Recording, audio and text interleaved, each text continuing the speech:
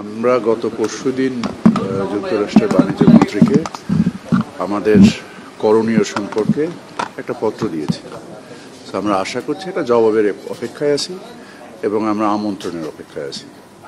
জবাব এবং আমন্ত্রণ পেলে আমরা ইনশাল্লাহ অ্যাজ এ গ্রুপ আমাদের যে নেগোসিয়েশন টিম আছে আমরা সকলে একত্রে মিলে যাবো ইনশাল্লাহ। অবশ্যই সেটা আমাদের জন্য যেরকম প্রয়োজন যুক্তরাষ্ট্রের জন্যও প্রয়োজন। যুক্তরাষ্ট্র এবং আমরা এই বিষয়ে আমাদের কর্মকাণ্ড কোনো স্থবিরতা নেই, আমাদের কর্মকাণ্ড যথেষ্ট গতিশীলতার সাথে আগাচ্ছে এবং আমরা আমাদের অবস্থানগুলোকে মানে সঠিকভাবে তুলে ধরেছি। সক্ষমতার ভিত্তিতে আমাদের যা করণীয় সেই তুলে ধরার পরিপ্রেক্ষিতে আমরা এখন আমাদের ওনাদের থেকে যেটা বলেছে আমন্ত্রণের অপেক্ষায় আছে, আমন্ত্রণ পেলেই চলে যাব।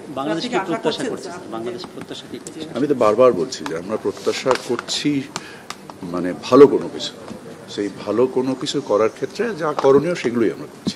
আগে মিটিংয়ে কোনো সিগন্যাল পেয়েছিলেন কিনা ওনারা যে কন্ডিশনগুলো দিয়েছিল? ওনারা আমাদের কাছে মনে হয়েছে যে আমাদের জন্য ভালো কিছু হয়তো ইনশাআল্লাহ হবে। ব্যবসায়ীদের পক্ষ থেকে লবিস্ট নিয়োগ করার একটা বিষয়, এটা কি আসলে সেটা ব্যবসায়ীদের এখতিয়ার। সরকারি পক্ষ থেকে কি এটা? না, সরকার কোনো লবিস্ট নিয়োগ করেনি। সরকার নিজস্বভাবে, কারণ এই জিনিসটা আপনাদেরকে একটা জিনিস বুঝতে হবে যে যুক্তরাষ্ট্র তাদের ন্যাশনাল ইমার্জেন্সি মানে ইনভোক করেছে বা ন্যাশনাল ইমার্জেন্সির বিনিময়ে কাজটা করছে। এখানে যে মানে কাঠামোর উপরে ঘটনাটা ঘটছে, এই কাঠামোতে লবিস্টদের করার কোনো কিছু আছে কিনা আমি ঠিক জানি না, কারণ আমাদের বিভিন্ন বিষয়ে পরিবর্তন আনতে হবে। এই পরিবর্তনগুলো বাংলাদেশ ছাড়া অন্য কেউ বুঝতে পারবে না।